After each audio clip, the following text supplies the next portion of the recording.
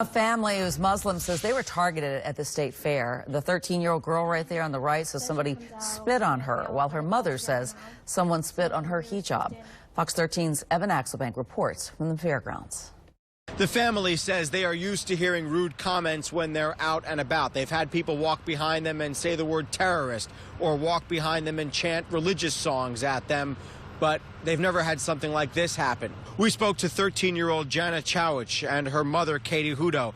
They brought their story to CAIR, Florida, which has agreed to represent them. They say that on Sunday night at the fair, right as they were taking a picture at the funhouse as a family, Jana felt something on her hand.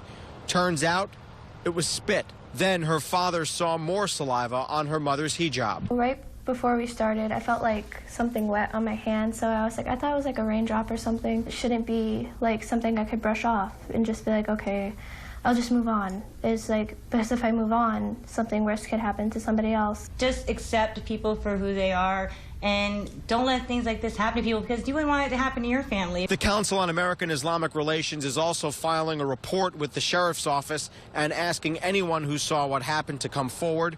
CAIR says that last year was the second biggest year for Islamophobic attacks nationwide, trailing only the year before. Jana does say that several people who saw what happened were supportive of the family and said they were angry about it. The state fairground says they have not heard of any such incidents at the fair, but they do say that any complaints will be fully investigated. At the state fairgrounds, Evan Axelbank, Fox